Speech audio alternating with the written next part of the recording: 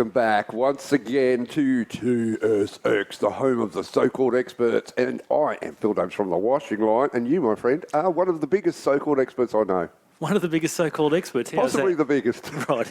Is that in size, stature? Opinion. Now, we're really out of our element here today. We're in amongst Mercs and BMWs and things. And people with shoes on. Yeah, that's right. We're at Sirianni's IGA Ascot. Probably gives away who our guest is. It probably does. Our guest today is the coach of Mitchelton, and there's a very big game this weekend. It's Leo Sirianni. Welcome, Leo, to the show once again. Thank you for having me, guys, and welcome to Ascot, and I hope you've enjoyed the food so far. Oh, I'm loving it. The chicken wings, mate. Absolutely fantastic. We should do it every week.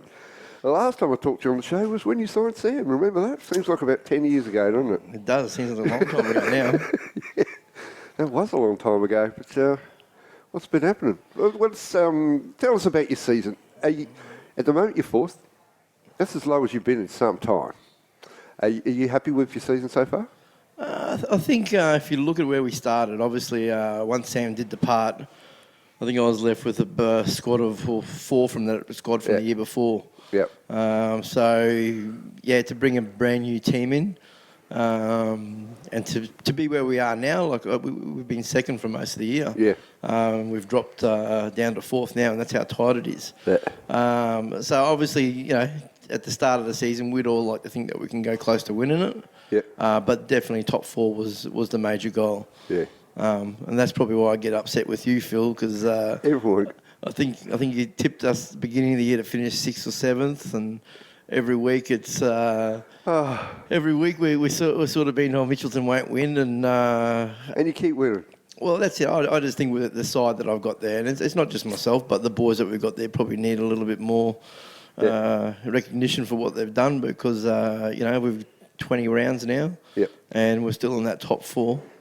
I agree with you. I think that you've achieved more than I sort of suggested. It's hard to keep a head around all these sort of things, but having the game against Capalaba, the infamous match report from Capalaba, was interesting because I didn't have the statistics for that game, and so I watched it just on watching the game, and after I'd written the match report and saw the statistics, it didn't come across as I thought, but... I was confused there because it said Bulldogs unlucky not to take the points. And I don't know when you turned up, but I thought at half-time we probably could have been a few in front. But then when I read the statistics, it had possession in favour of Mitchelton for both halves. Yeah. And I think it had something like 17 shots to 9.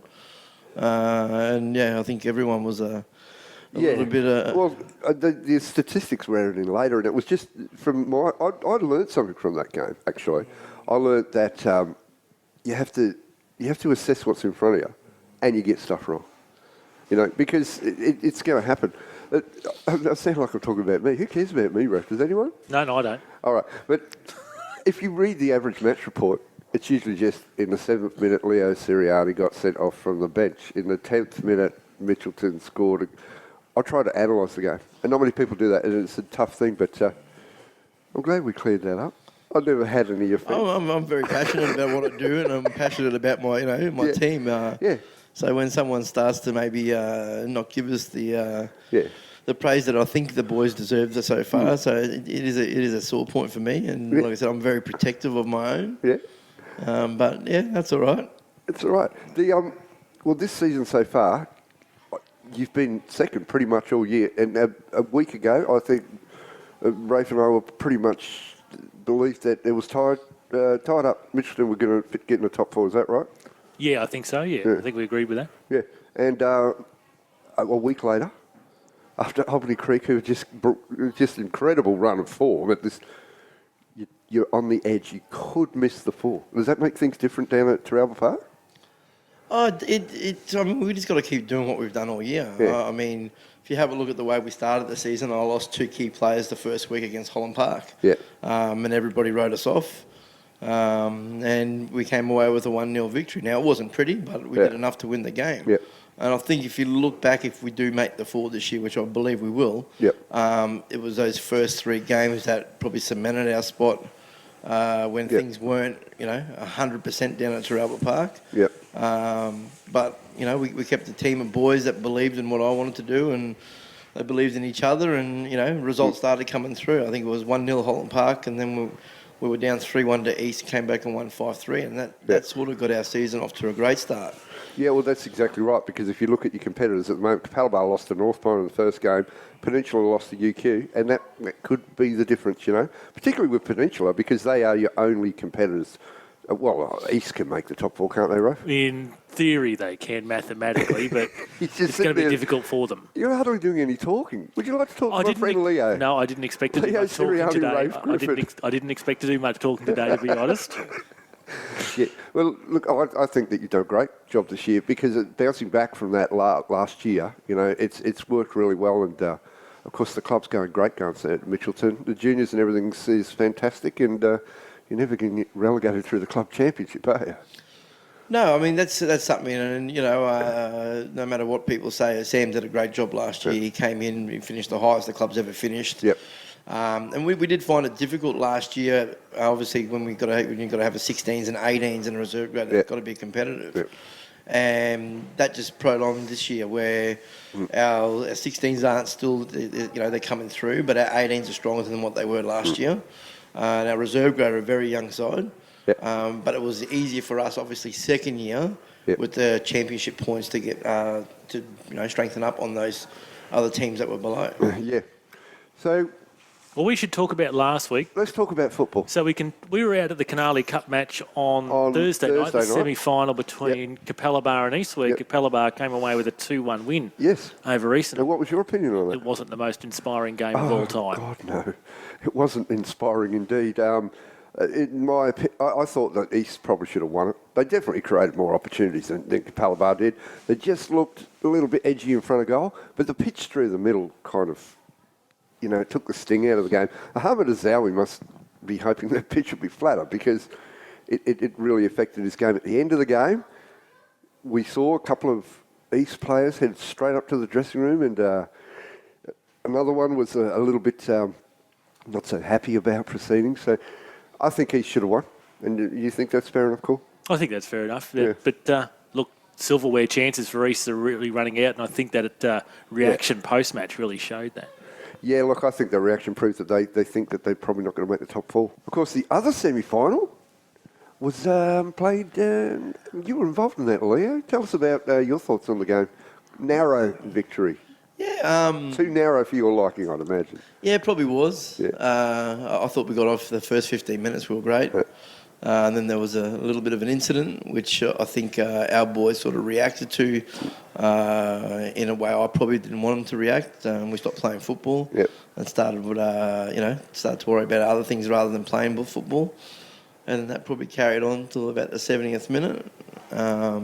We spoke at half-time what we needed to do, and I think you need to be disciplined, and if you have a look at the league, Lions are probably the most disciplined and most consistent team, and that's why they've won the league by 13 points. Yeah. So I was a little bit disappointed in the way some of my players did react to what was going on the field, but it was definitely a cup final or semi-final. Yeah, that's a good thing, because I think the cup, when it first came out, I don't think people were really interested. Is that fair enough from your point of view? Not so much interested, but it wasn't a major priority, Well, the Canali Cup used to be, I believe, a prestigious cup to win in football Brisbane. Yeah. And obviously now, the way it's worked this year, and there's been speculations to have we got the right system where we had 2 highest finishes in the FA Cup, having to, play an extra game to get into the Canali Cup. Yeah.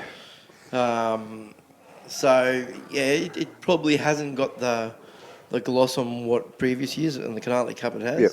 I mean, if I had it my way, I'd have the NPL teams involved in the Canali Cup.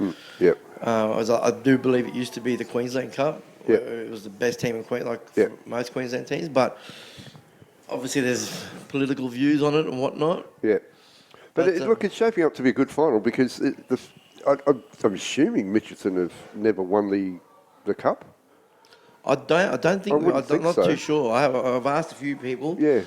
And we're still. I can't answer that 100%. But there was a period. I guess it would be about 10 years ago now, when Mitchelton were right up there in the Premier League. I used to see them play at South. They had a couple of Vanuatuan superstars. So that would probably be the only period, I guess. But of course, Capalaba have won it before. But to have that silverware on the line, you know, for Capalaba, they're unlikely to win they're not going to win any more silverware now. And for you, the silverware's right there. So I guess that would make it special for the club in particular. Yeah, definitely. I mean, we played Rochdale, and it was one of those ones where, again, I think your statement was that Rochdale had 7 players out. Yeah. Again, we had, I think, 5 players out of our starting lineup. But it was one where we thought if we got through it, then we'd worry about it. Yeah. If we didn't go through it, then we'd worry about the season. Yeah. You got to look at it, and I think apart from Lions, you know, Holland Park, ourselves, Rochdale, Peninsula Power, we're all looking to obviously secure a spot in that top 4. Yeah. So how much do you put into a cup game when, you know, the top 4 is your main concern? Yeah. But we got ourselves in a position, and once we made the semi-final, then, you know, we're definitely, we didn't hold anything back on Friday night. Ipswich was great. You know, they set up, they made it difficult for us. Yeah. That's an interesting game, that game against Rochdale, because you've probably had less possession in that game than you've had in any game as far as I can remember, maybe all year. Yeah, I mean, I've got to look at, I think we conceded 16 goals in the first 5 games this year. Yeah. And it's not something, you know, if you want to win a league, you don't want to concede more than 20. Yeah. And, I mean, goal average is going to play a huge part in the top 4, but it's something that we've done in the second half of the season where we've tried to tighten it up. Yeah. And we know we've got plenty up front to score goals. Yeah, absolutely. But it's just leaking silly goals. If we can stop leaking silly goals, well, then we're a chance to beat everyone. How's Josh McVeigh at the moment? He's back in fit? Yeah, he was a big loss for us, and I don't think we got spoken too much about. We lost him for 8 weeks. Yeah.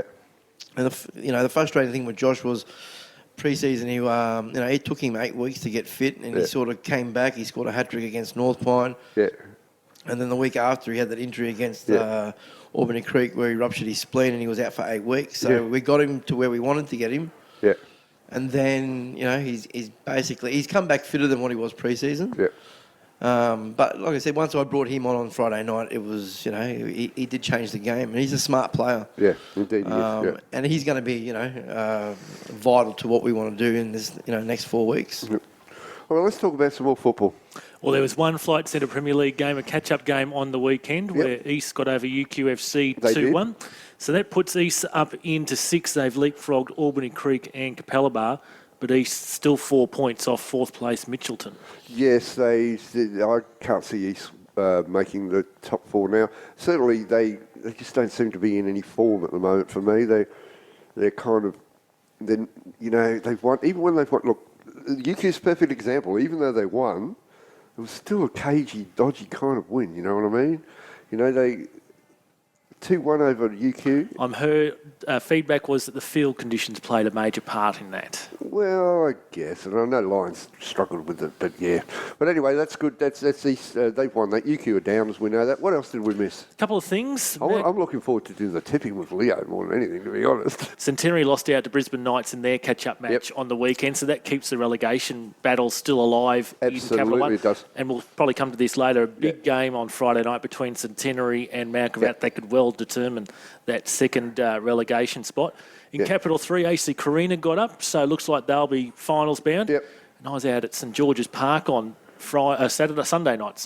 Yes. It was a massive crowd. There must have been 600 or 700 people there. And St George prevailed 2-1, and they now go top of Capital 4. Yes, it's a great facility. I've said that before. I love sitting up on top of that hill. The field is small, but it's just beautiful. You know, it's a lovely place to watch football. Got the old ethnic smells as well. I love it. It's just, and you get that passion there that you used to get. Plenty of passion. Which is what you mentioned. It was like an old Forex League game, didn't you?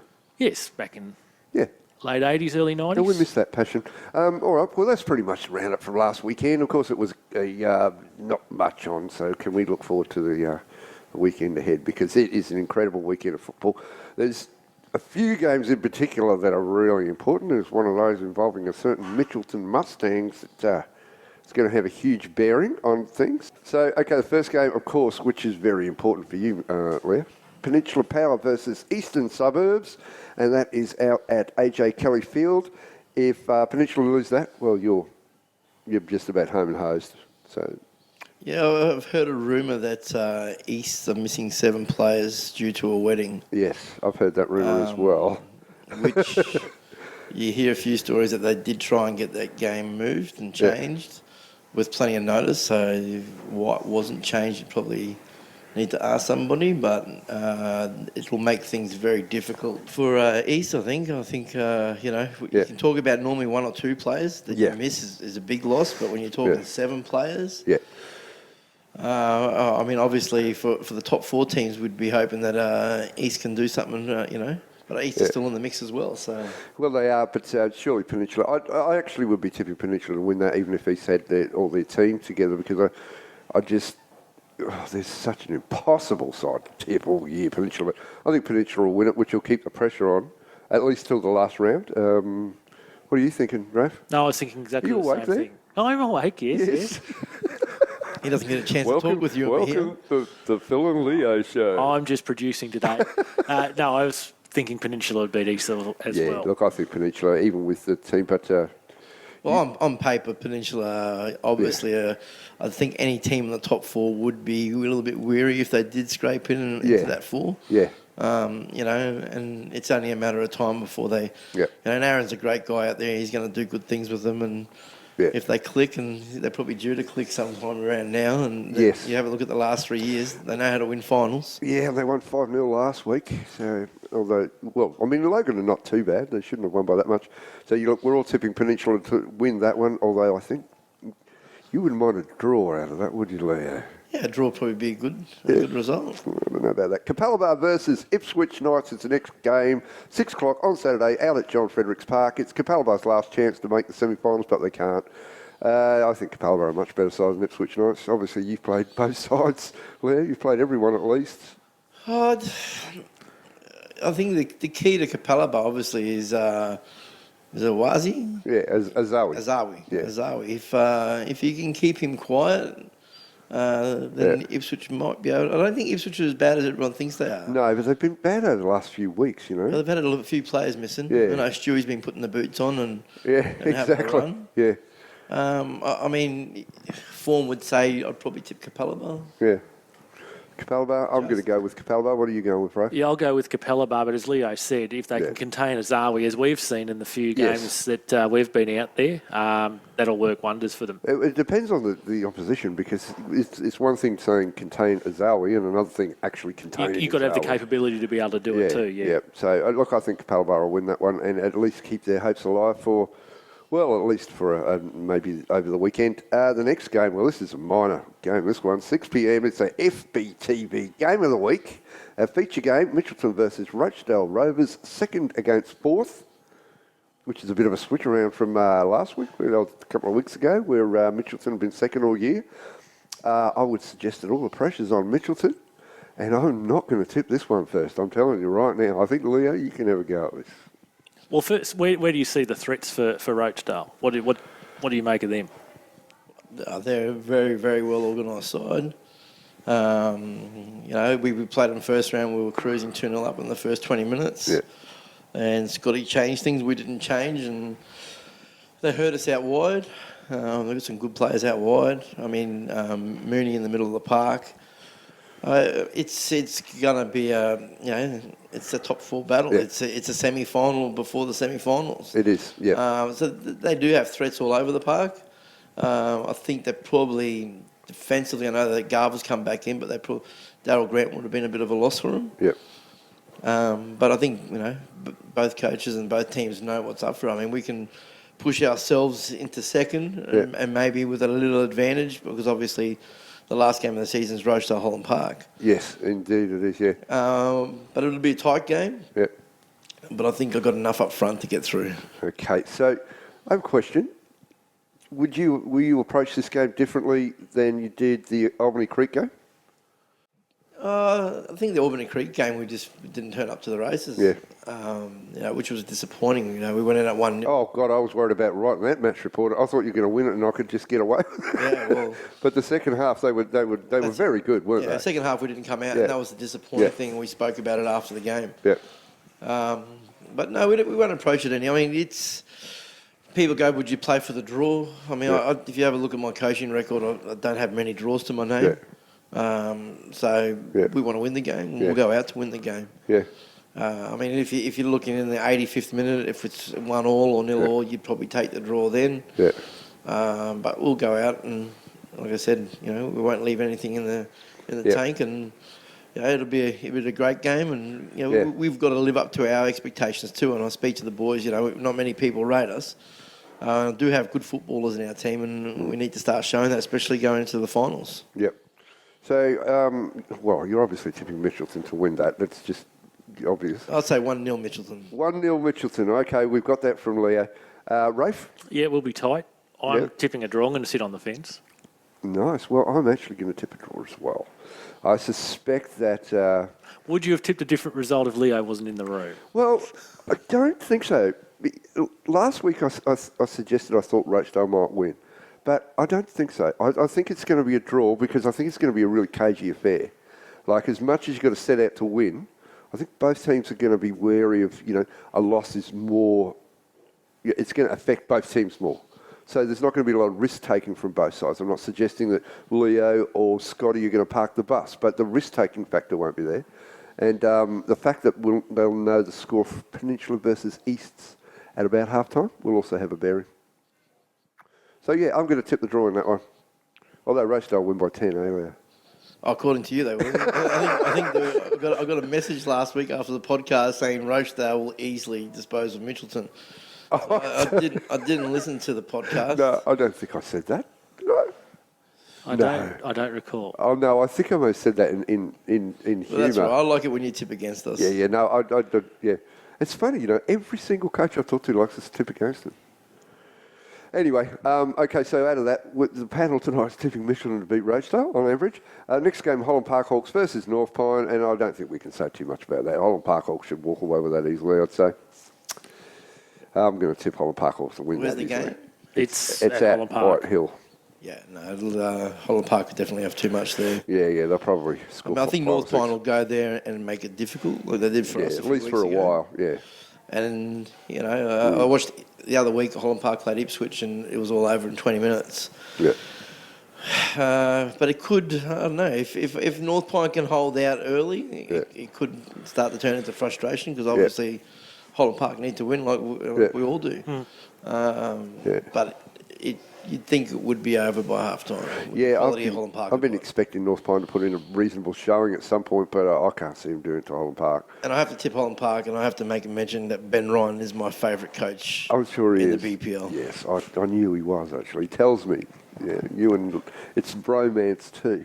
It's going on. You're tipping Holland Park, aren't you, Rafe? Yes. I'm tipping Holland Park. The next game, well, this one's even more cut and dried. Even if Lions rest a few players, they'll still beat Uni at Lions Stadium, 4 o'clock on Sunday. Anyone else got another opinion apart from Lions beating Uni at Lions Stadium? Well, I don't think Uni are as bad as the position suggests. And if you have a look at the second half of the season, like last week, what did they go down by 2-1 to East? Yeah. I think we beat them in the last few minutes. That's right.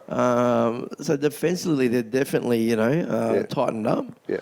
And they won't want to rest and lose the next two games. They want to play with a little pride. So, and if Mooney does rest players, the result, I'm going to go draw.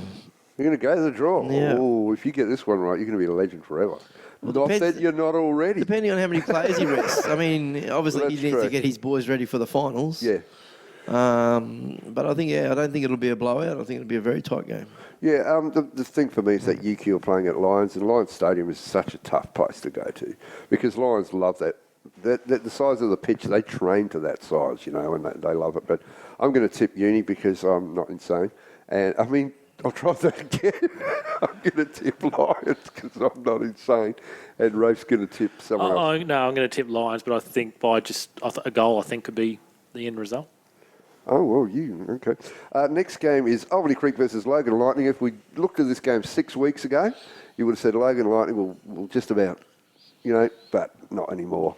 After seeing Albany Creek beat Mitchelton and their result against Holland Park and beating Peninsula, they are the form team at the moment. I don't think anyone could suggest they're not.